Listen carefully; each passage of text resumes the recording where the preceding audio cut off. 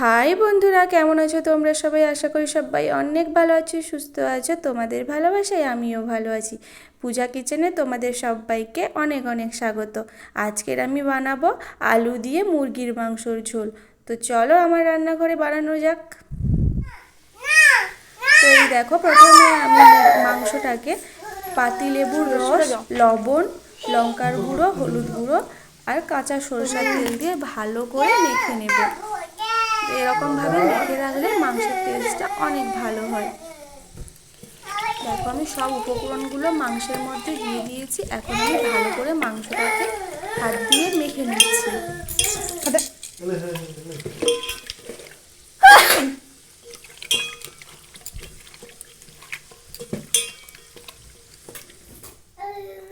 মাংসটা মেখে রেখে দেওয়ার পরে আমি এখানে কড়াই গরম করে কড়াইতে তেল দিয়ে তেলটাকে গরম করে নিচ্ছি।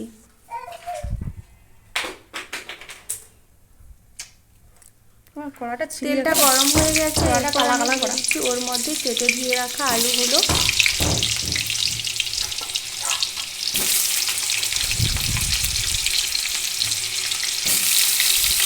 আলুগুলো দেওয়ার পরে ওর মধ্যে দিয়ে দিচ্ছি আমি লবণ, আর দিয়ে দিচ্ছি ওর মধ্যে হলুদের গুঁড়ো, যাতে আলুটা ভাজার পরে কালারটা অনেক ভালো আসে। তো এখন আমি আলুটাকে লাল লাল করে ভেজে নেব।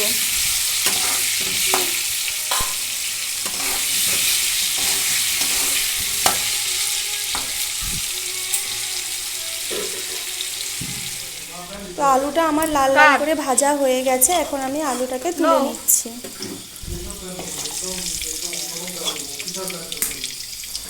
বাবা,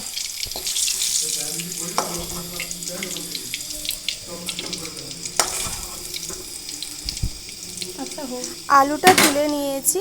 এবার কড়াইতে আরও কিছুটা তেল দিয়ে দেব। তারপর আমি ওর মধ্যে দিয়ে দিচ্ছি গোটা জিরে আর গোটা ধনে ফোড়নে দিয়ে দিলাম। তারপর আমি দুটো তেজপাতা ফোড়নে দিচ্ছি।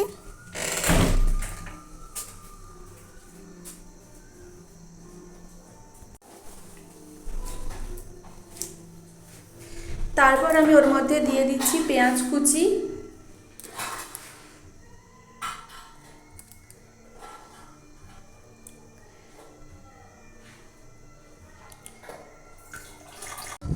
পেঁয়াজটাকে এখন আমি লাল করে ভেজে নেব।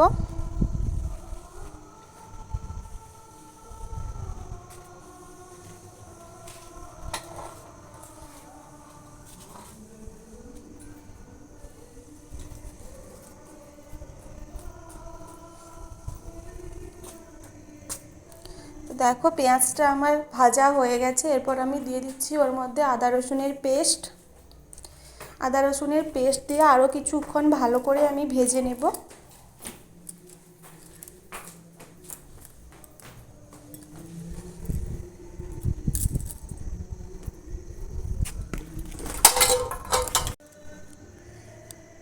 আদা রসুনের পেস্টটা কিছু সময় ভেজে নেওয়ার পরে ওর মধ্যে আমি দিয়ে দিচ্ছি চিড়ে রাখা কাঁচা লঙ্কা। কাঁচা লঙ্কাটা আমি সহসা পেঁয়াজের সঙ্গেই দিই, কিন্তু আজকে দিতে মনে ছিল না, তাই এখন দিচ্ছি। আর দিয়ে দিচ্ছি টমেটো। এবার আমি মশলাটাকে কিছু সময় ভালো করে ভেজে নেব, যাতে মশলাটা থেকে কাঁচা গন্ধটা চলে যায়।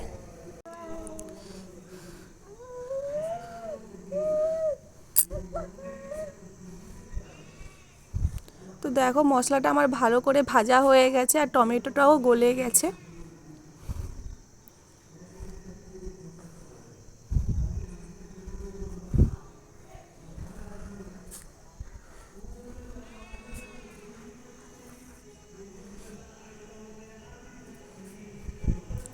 আরও কিছু সময় আমি মশলাটাকে ভেজে নিচ্ছি।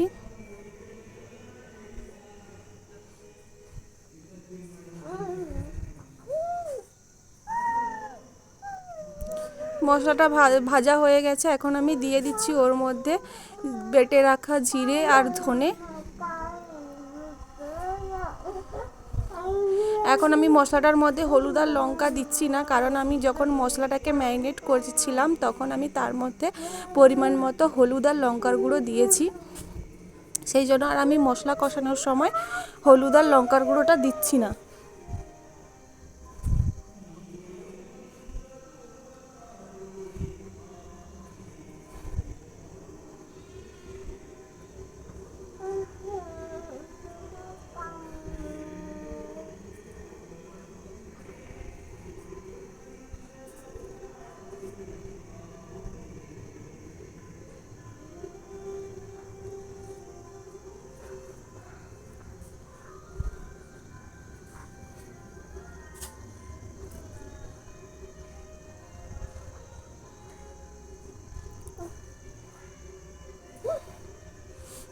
এইভাবে আমি মশলাটাকে ভালো করে কষিয়ে নিচ্ছি যতক্ষণ না মশলা থেকে তেল ছেড়ে আসে।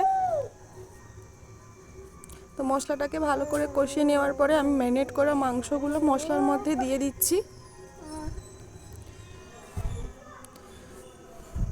মাংসটা দিয়ে আমি মশলার সঙ্গে কিছু সময় মাংসটাকে কষিয়ে নেব।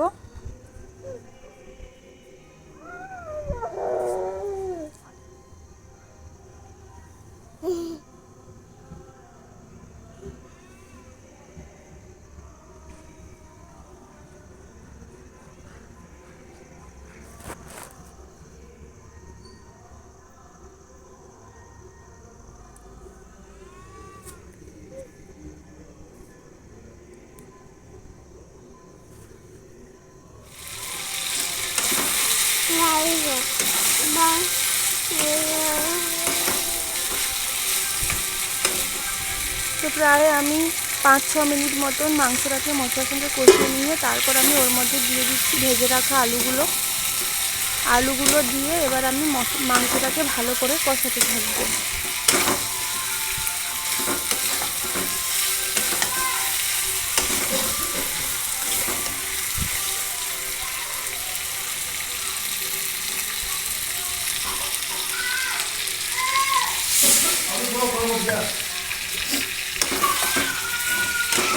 যেহেতু আমার কড়াটা একটু পাতলা রয়েছে সেই জন্য আমি অল্প পরিমাণে জল দিয়ে দিলাম মাংসটা কষানোর সময় যাতে নিচে না লেগে যায়।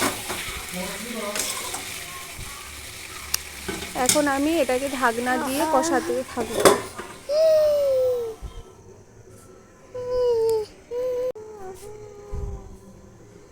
তো ঢাকনা খুলে দেখছি নিচে লেগে গেছে কিনা।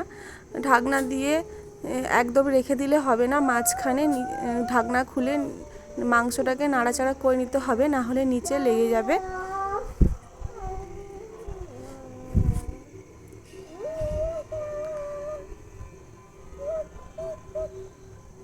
তো আমি আরও কিছুক্ষণ এটাকে ঢাকনা দিয়ে রেখে দেব।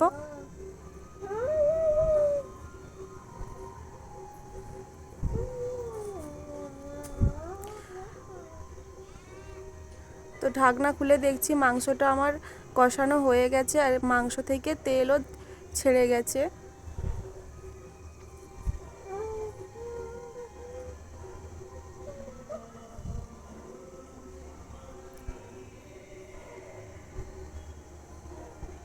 দেখো মাংসটা আমার সুন্দর কষানো হয়ে গেছে। আমার ছেলে আর তোমাদের দাদাভাই তো কষা মাংস খেতে অনেক ভালোবাসে, কিন্তু ওদেরকে আজকে কষা মাংস দিচ্ছি না, কারণ অনেকটা দেরি হয়ে গেছে।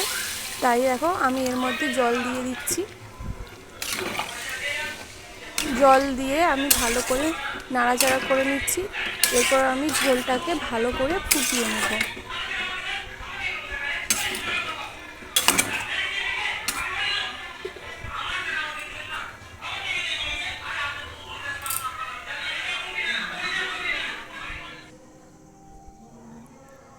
তো দেখো ঝোলটা আমার টকবক টকবক করে ফুটে গেছে আর ঝোলটা আমার হয়েও গেছে।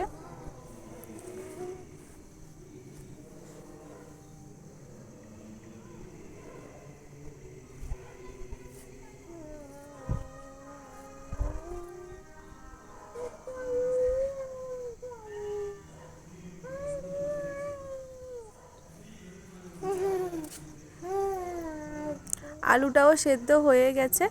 এখন গরম মশলা দিয়ে নামিয়ে নেব।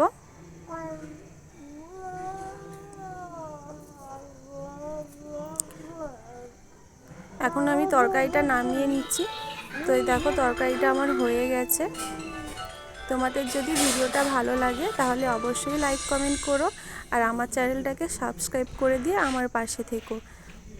তো বন্ধুরা, আজকের মতো টাটা।